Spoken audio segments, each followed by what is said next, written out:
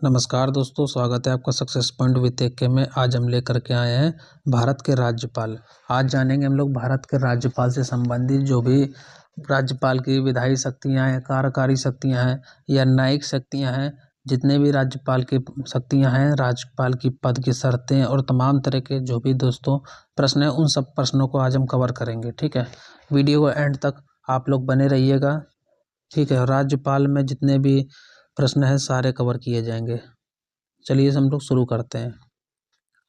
तो लिखा है भारत के राज्यपाल और संविधान के भाग 6 के अनुच्छेद 153 से 167 तक राज्य कार्यपालिका के बारे में बताया गया है।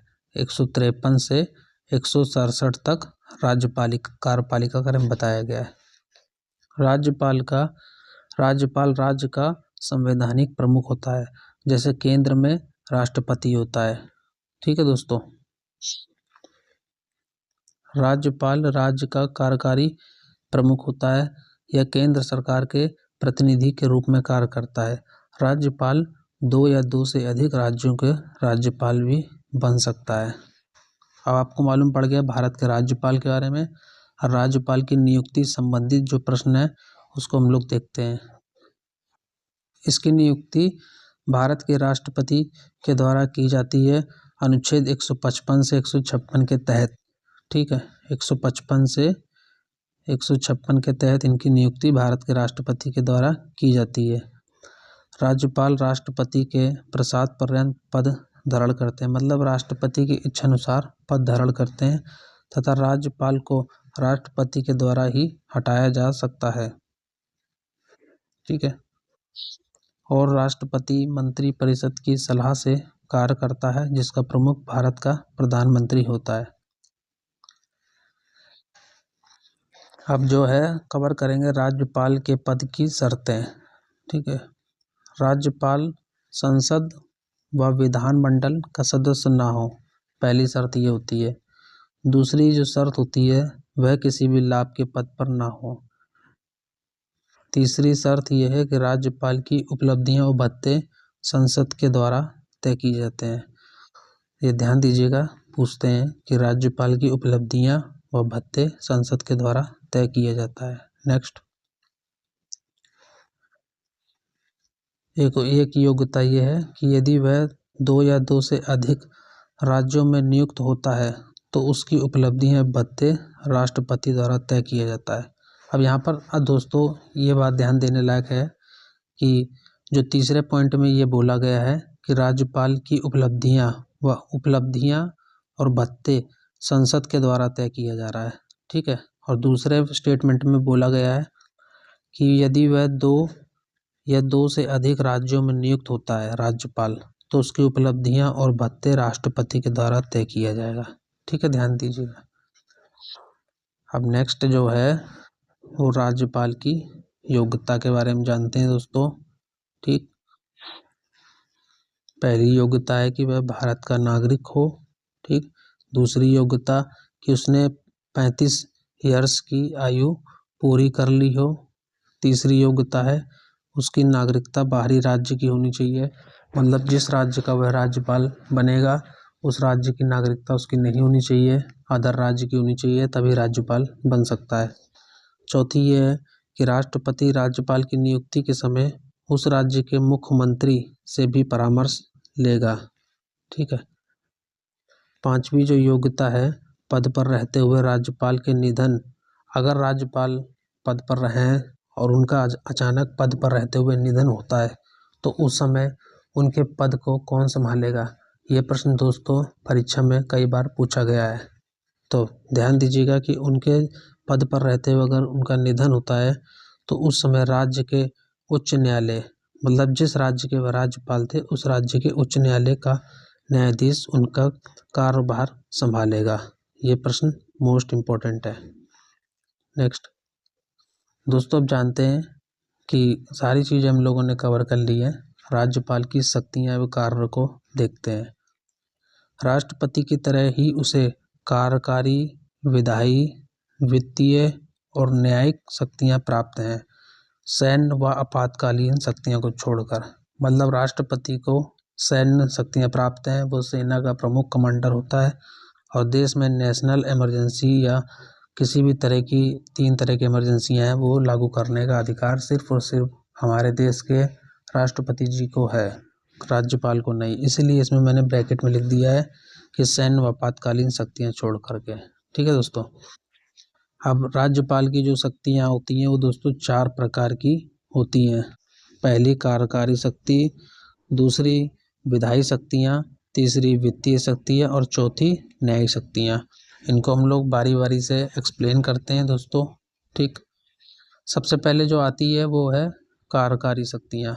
राज्यपाल की जो ऑफिशियल वर्क है, पावर्स हैं, वो मैं देखता हूँ।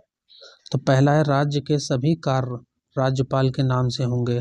ठीक, मुख्यमंत्री के नाम से नहीं होंगे, क्लियर होने चाहिए आपको कि राज्यपाल के नाम से ही उनके कार्य होंगे।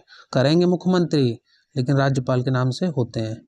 जैसे सेंट्रल गवर्नमेंट में राष्ट्रपति होते हैं, ठीक, और करते प्रधानमंत्री हैं। नेक्स्ट जो टाइप 2 है, दूसरा नंबर है, वह राज्य में नियम बना सकता है और आदेश भी दे सकता है। राज्य में नियम कोई बनेगा और आदेश दिया जाएगा और राज्यपाल के द्वारा दिया जाएगा। ठीक, अगला राज्यपाल जो है वह मुख्यमंत्री एवं अन्य मंत्रियों की नियुक्ति करता है। वह सब राज्यपाल के प्रसाद पर्यंत मतलब उसके अधीन पद धारण करते हैं। वह राज्य के महाधिवक्ता की नियुक्ति करता है और उसका पारिश्रमिक तय करता है। वह राज्य निर्वाचन आयुक्त की भी नियुक्ति करता है। वह राज्य लोक सेवा आयोग के अध्यक्ष एवं अन्य सदस्यों की भी नियुक्ति करता है। राज्यपाल इतना नियुक्त करता है। और राज्यपाल राज्य के जितने भी विश्वविद्यालय होंगे उसका प्रमुख कुलपति भी राज्यपाल ही होता है। ठीक दोस्तों, अब विधायी शक्तियों को कवर करते हैं कि राज्यपाल की विधायी शक्तियाँ क्या क्या हैं। राज्यपाल राज्य विधानसभा के सत्र को आहूत या सत्रावसान और विघटन कर सकता है।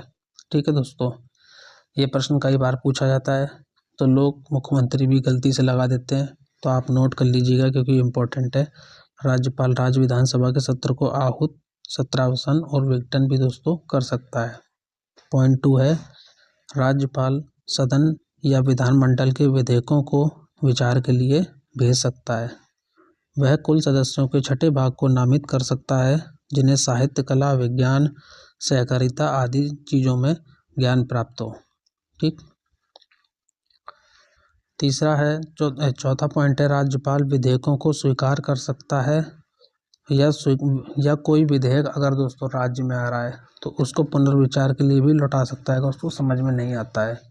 जैसे केंद्र में राष्ट्रपति लौटाता है पुनर्विचार के लिए, ऐसे स्टेट में राज्यपाल वह किसी भी समय अध्यादेश को समाप्त कर सकता है।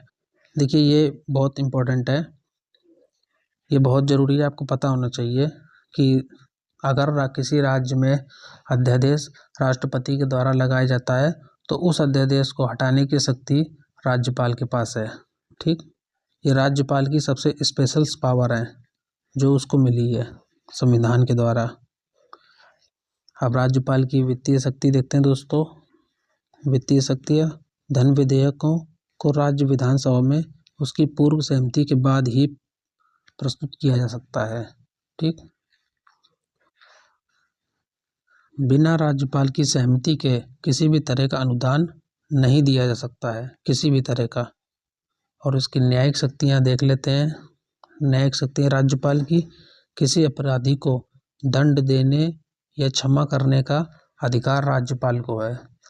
अब क्षमा करने का मतलब दोस्तों समझिए यहाँ पर कि क्षमा करने का मतलब है कि किसी अपराधी ने अगर कोई अपराध किया है, वो जेल में एक लंबे समय से सज़ा काट रहा है। ठीक, मान लीजिए 5 साल काट रहा है, 10 साल सज़ा काट रहा है, तो वो राज्यपाल क्या कर सकते हैं कि उसकी क्षमा पूरी तरह से माफ़ नहीं कर सकते हैं। उसकी क्षमा को, उसकी सज़ा को कुछ समय तक के लिए कुछ माह या कुछ साल कम कर सकते हैं। तो राज्यपाल का ये एक विशेष अधिकार है। ठीक है, जो सेकंड पॉइंट ये कहता है कि उच्च न्यायालय के न्यायाधीश की नियुक्ति के समय राष्ट्रपति राज्यपाल से परामर्श लेता है। इम्पोर्टेंट है, राज्यपाल को 3 महत्वपूर्ण शक्तियाँ प्राप्त हैं: वीटो शक्ति, अध्यादेश निर्माण और क्षमादान शक्ति। ठीक, वीटो शक्ति, अध्यादेश निर्माण और क्षमादान शक्ति। दोस्तों आज सेशन में राज्यपाल के बारे में विशेष प्रकार की जो सारी शक्तियां जानी, राज्यपाल की पद शर्तें सारी जानी। ठीक है दोस्तों, और अगली वीडियो मेरी जो आएगी वो उसमें जो है राज्यपाल संबंधित जितने भी क्वेश्चंस हैं उनको कराया गया, कवर किया गया है। और वीडियो का लिंक नीचे डिस्क्रिप्शन में दिया गया है जिसमें राज्यपाल से रिलेटेड प्रीवियस ईयर सारे क्वेश्चंस को कवर किया गया है।